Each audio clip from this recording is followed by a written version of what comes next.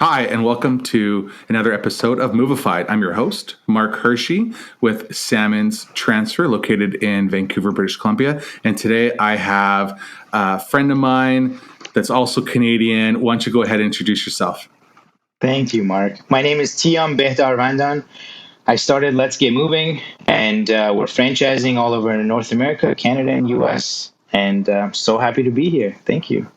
Thanks, man. I really appreciate you having on the show. Let's get moving. I actually want to really kind of step it back. I remember driving my car to my office about a year and a half ago, and I see this truck, and I'm like, every time I see a new moving truck, I'm always like, who is this moving company in my area, in my territory? And it's got every type of award you can think of is plastered off the back of this truck. It's got this cartoon character on it, and I'm driving. I analyze. I'm always like, okay, is it a new truck? Is it an old truck? Are these guys what's the company that is owning this truck on the side? You have to look at the GVW and see who's the owner operator on this.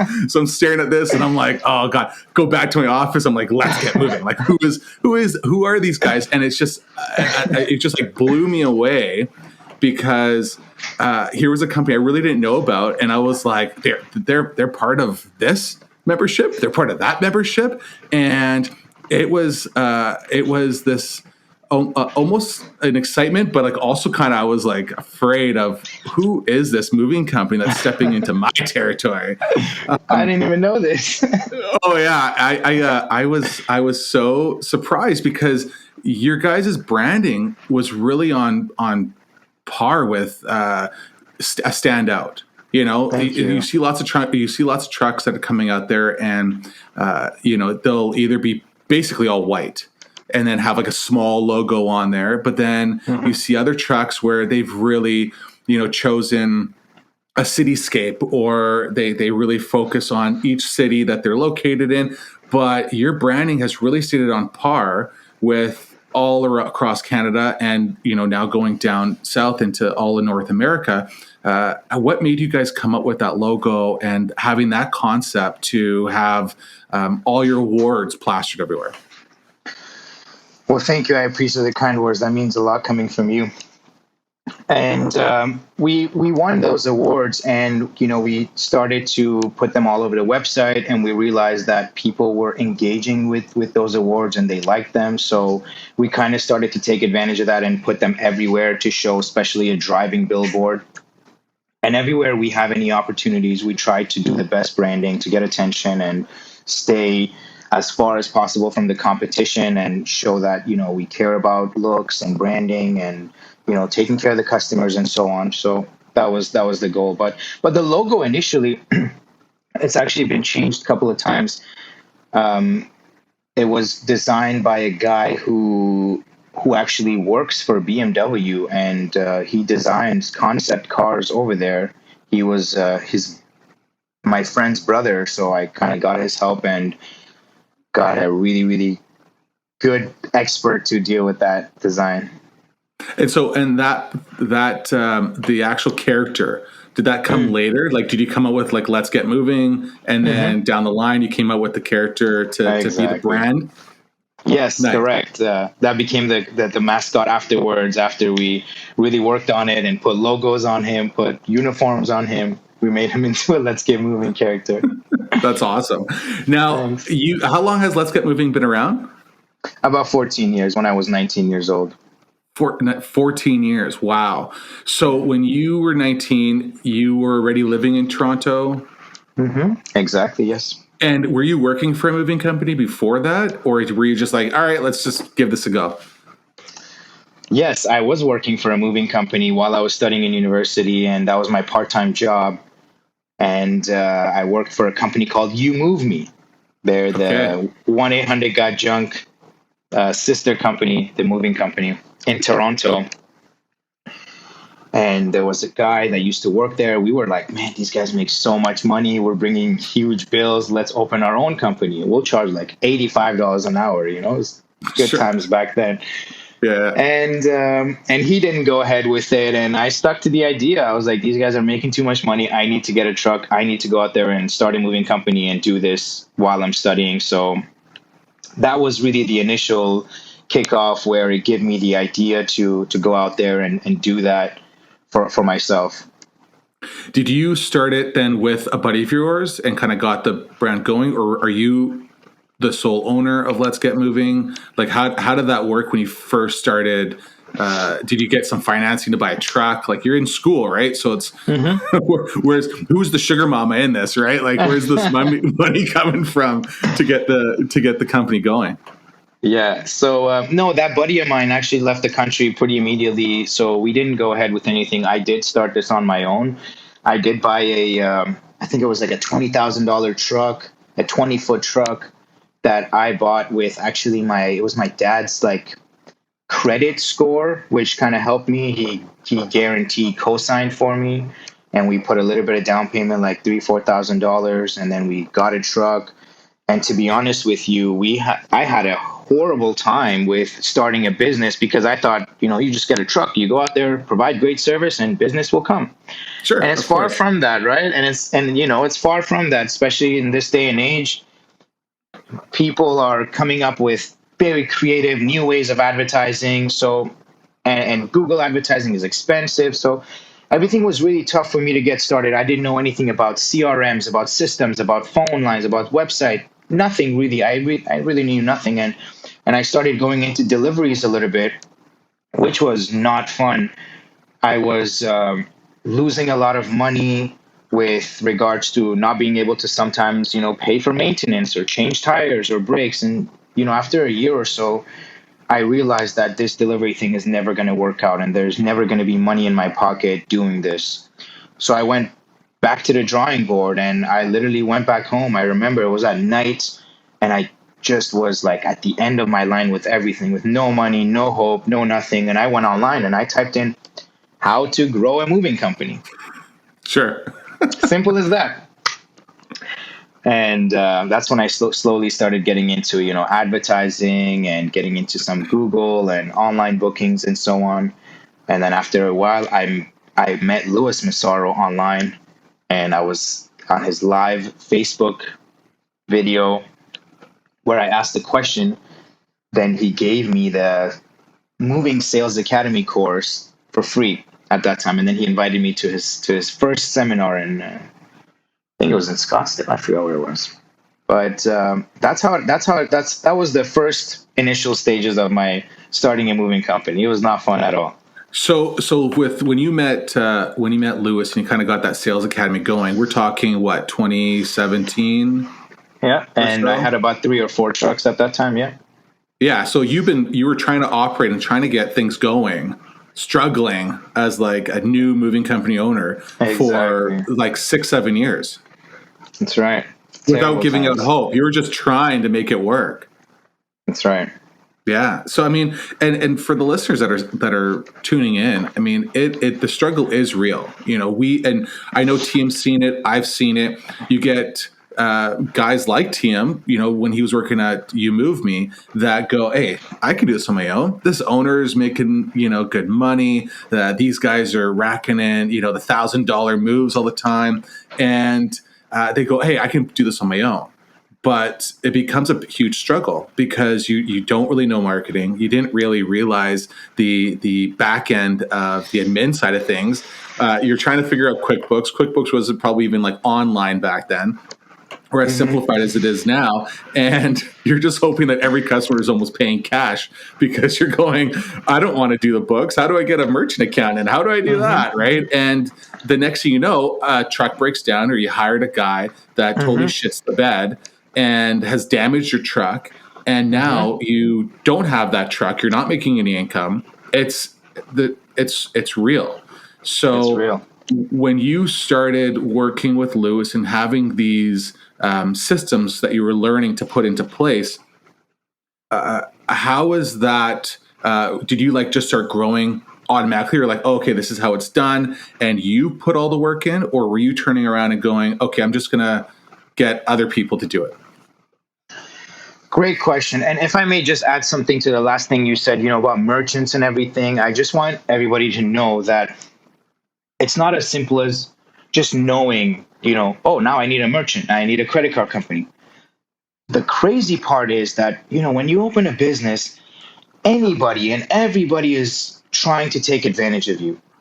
And I have been scammed and taken advantage of in every way by almost everybody. And I've been through the mistakes. So now I'm in a place where I can, help people and help the franchisees not go through those same things.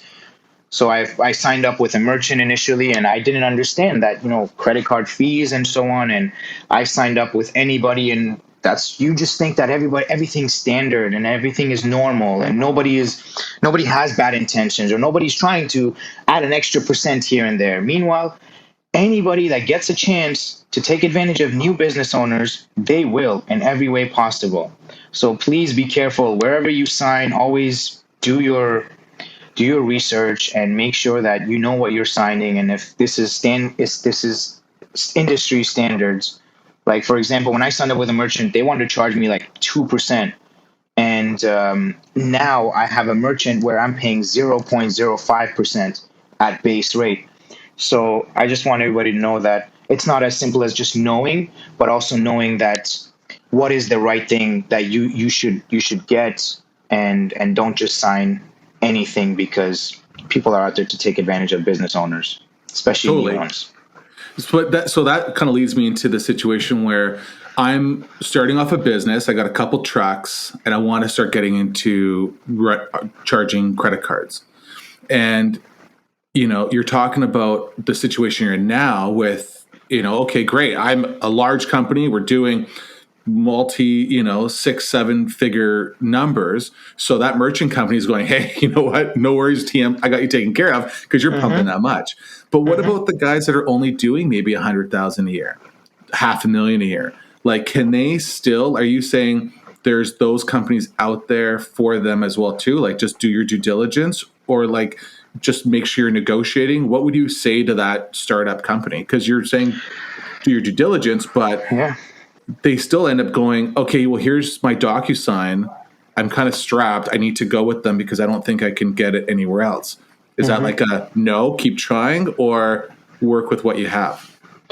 That's a great question. And, I say you should negotiate everything in life. So I would put a couple of different merchants at each other, and I would say, hey, I've got a quote from this person that's better. Can you match it? So I would definitely go out there and try to get the best price. There are merchant companies out there that will give you really good pricing, just for a simple fact that you can say, hey, my business is growing. I'm going to bring in more money later this year, next year, and the year after that. So I would strongly recommend use everything possible to get yourself a good deal. Promise future business. Put merchants at each other and say, hey, I've got better quotes here, better quotes there. So definitely do your best to get the best price possible. It's possible for sure.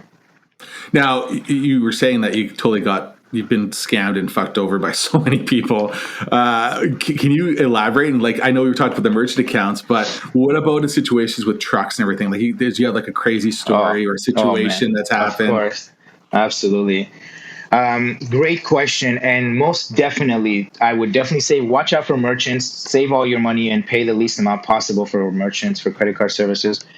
And the next thing with regards to the trucks, yes, I didn't know that financing a truck can really affect your credit, your business credit and your personal credit. And you always have to try to make sure that you do not bring yourself on the contracts. Always keep the financing under the entity, under the LLC, under the company's name. And try everything you can to not bring your personal guarantee, not your personal credit. Don't bring that into truck financing, because when I wanted to buy a house, or when I wanted to get many more trucks, they would look into my personal credit, they would look into the company credit and say, hey, you've already signed up as much as possible. And every time they add stuff to your credit score drops, because now you're utilizing more of your credit, and that affects you negatively when you want to get a house, or if you want to get another finance at a good rate. So you can definitely get hurt with the wrong finance brokers, because they are like savages, man. They will pass you a deal to like 5 different companies, and whoever pays them the most, that's the one that they're gonna deal with, and they're gonna try to sell you the highest interest rate as well. So watch out for interest rate, watch out for personal guarantees, so that you can save your own credit and not bring it down, and also pay the least amount possible for that finance. And don't sign up with huge interest like 15%, 20% interest for a truck finance.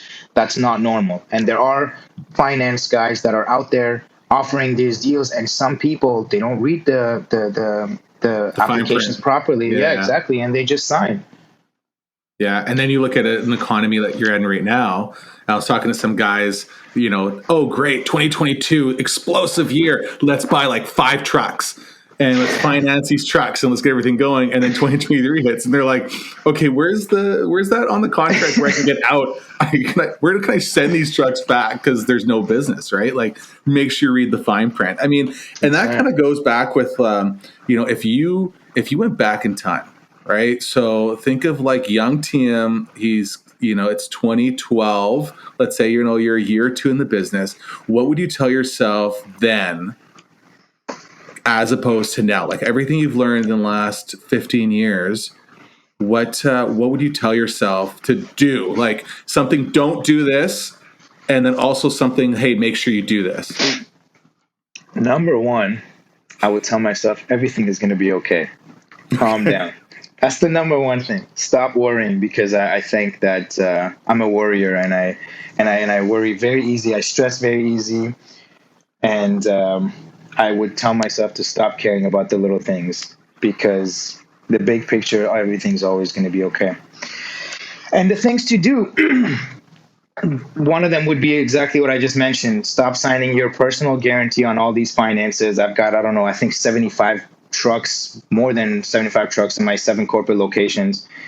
So imagine most of those happened when I didn't know about this personal thing. And probably out of those 70, 60 of them are under my personal name, which doesn't help me, for example, when I'm trying to get a mortgage in Toronto and so on. Now I'm feeling the effect. So definitely that I would recommend. For a couple of years, I used to pay like 2.5% to merchant companies as base, plus what, credit cards that have points and things. They will, all those bonuses that they give to those people, they take it from us, from the vendors, right?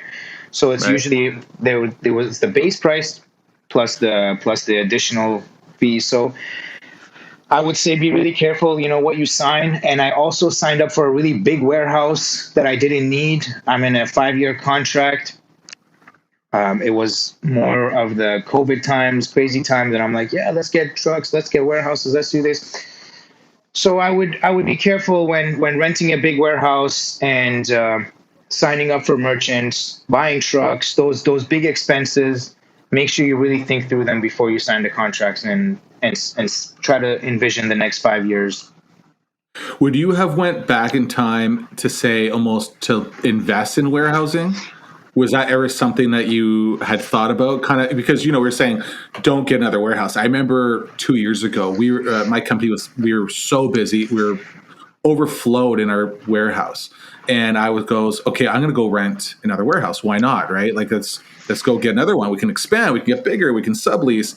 And the rates were astronomical in Vancouver. They were just crazy. Like, I was paying double almost for a small, half the size warehouse as I was paying for my warehouse. So I said, forget it. I'm going to hold off. And, having sometimes that judgment and really focusing on what your plan is and having that goal set. I'm so thankful I didn't sign up for that, because Good job. I would have been stuck with that huge bill. It would have been half empty, even though if I look at 2023, and then it would have been screwed. So now, how many franchises do you have right now? 37 in Canada, and we have 4 operating in US now, and about 17 or 18 locations that have been sold and are waiting for their training time to start and getting their truck, because we're helping them with everything. We help them with the truck, the offices, the training and onboarding and hiring movers. We hold their hand through every little thing, and it takes about a month to 2 months to get them fully started. That's wild. That's amazing. What an achievement. Thank you. Congratulations. Thank you. And I mean, it's a lot of work. I can only imagine.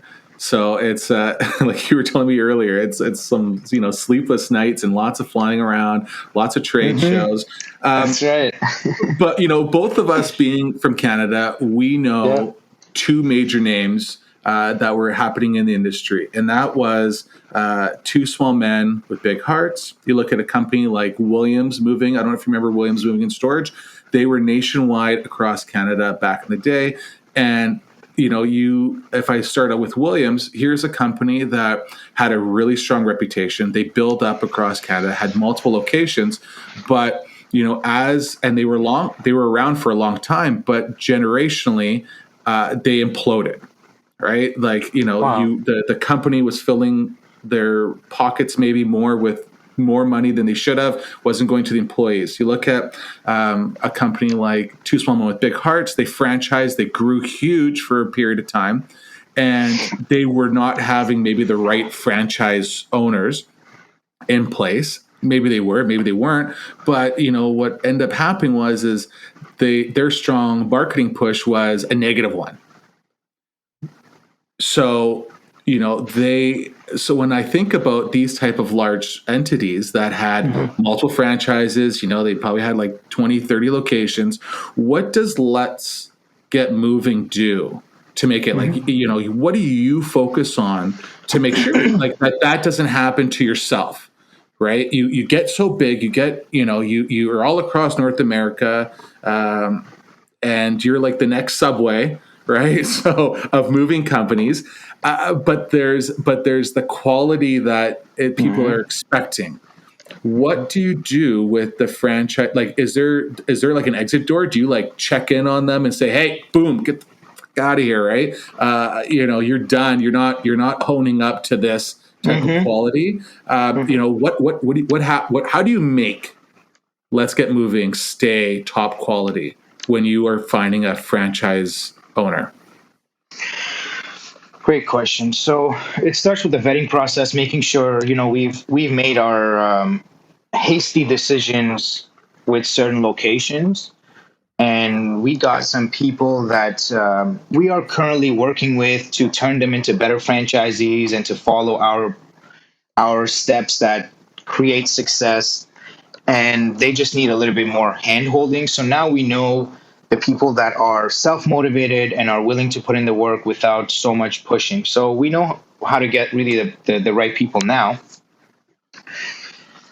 And with regards to support, we've got several teams that are we try to have everything systematized here. If something has got to be done, even the first time, you've got to build and outline a framework around that work, so that next time we do it, we update the framework and we update the systems to make sure it's good. So we have a check mark of this, and this needs to be completed when they're onboarding. So we have a franchise manager who will call them and who will say, all right, next is your, completing your franchise agreement. Next thing is finding your trucks. Next thing is finding you space. Next thing is hiring movers. So they go through those steps to help them get started. And obviously they're coming in for in-person training. They're learning everything really well by the best person. And we provide private, complete handhold training. So when they come in, I have a manager who will take them through different departments, but will supervise the entire training to make sure that everything is done properly. We've got a full checklist of every different department, different responsibilities that needs to be completed and trained to them. And with regards to what we do that can be better for them, that's better than other franchises. And I'll tell you a story about Two Small Men with Big Hearts after this as well. But we do the back end work. We try to do everything for these franchisees so that they have a very specific and easy role. We say that our franchise is like Uber style. What we do is we do the marketing for them. So they don't have to worry about where the leads comes from or how to do it properly, how to optimize it. We've done this many times with our corporate locations. So we're going to manage that for you. And we're pulling in the same number for all locations across the US and Canada. The next thing is booking the jobs. We did a phenomenal job of booking 50 to 60% of our customers at our sales call center. And we realized that this needs to be centralized. We're doing it so good. We need to centralize this. We need to do the same follow-up, do the same steps, have the same agents, have the same managers manage these leads. So now we bring all the leads from all locations, all the US or Canada, inside the same CRM, and we deal with them at a centralized call center. That has been huge because it enables us to provide consistency with each lead and be able to book 50 to 60% across all locations. So that's one thing that really, I think, separates us and allows us to bring jobs to the franchisees and keep them busy and keep them motivated and get them to grow a big location right away.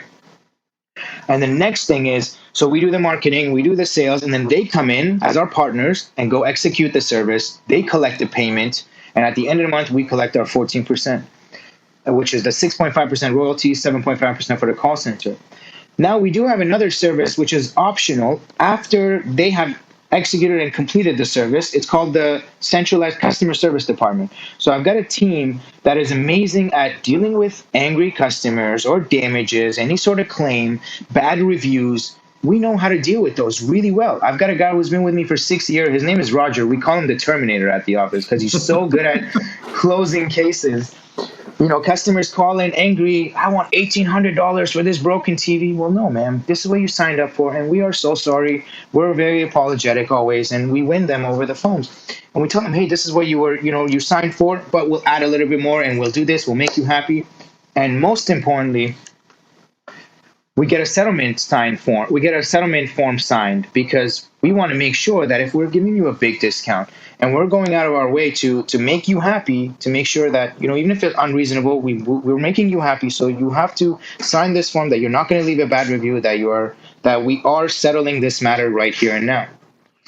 And that has been very helpful as well. So that's how we provide support to make sure that they're doing a great job. We do feedback calls for them the day before. Whatever jobs they did, we'll call, we'll get feedback calls, and we'll provide them the information and so on. And that we provide for 1 additional percent. So instead of 14%, we'll charge 15%, and they'll get the customer service department as well.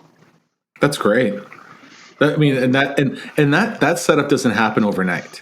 Right. So, No, but I want to hear about the two small men. So what were you going to say about that before? Oh man. I don't want to say too much, but I'll get into it. Initial years when I was starting, I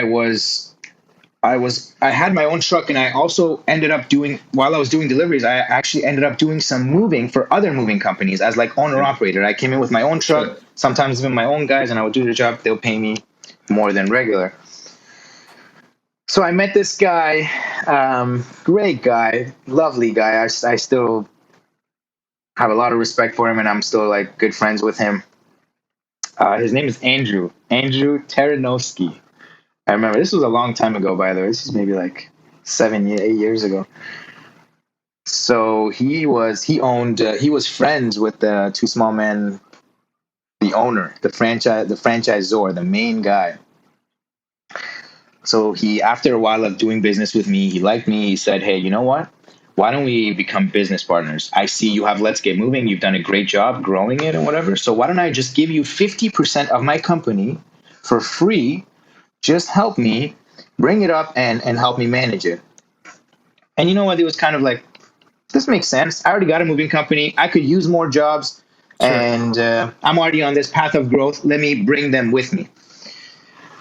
And I did so much brand work for them, for Two Small Men. I did so much work. And believe it or not, right now, till this day, on their websites, they're using my materials that I created for them. So there was no support. Look, I don't want to ever talk negatively about anything or anyone. I just walk my path and I just skip and I go to the next thing. But there was no support there in terms of booking the jobs or providing accurate leads and providing any sort of support. So I just felt that it wasn't that I was doing more for them than they were doing for their own brand. I was doing more as a small location. And I think when you have these kind of experiences, negative or positive, you're growing from them, right? Mm-hmm. So I mean, you look at that life lesson that you had, and said, you know what, now with Let's Get Moving, I'm going to make it different. What's up, guys? It's Matt from Moving Letters AI. Thank you, Mark. Thank you, TM, for such a great episode. It's a part one here. Can't wait for part two coming up. So obviously, we're a sponsor here on the channel. So I want to tell you a little bit about Moving Letters AI. We can elevate your direct mail campaigns and complement your postcards perfectly. So check us out at movingletters.ai. Can't wait for part two with Mark and TM. Stay tuned for more. Thank you.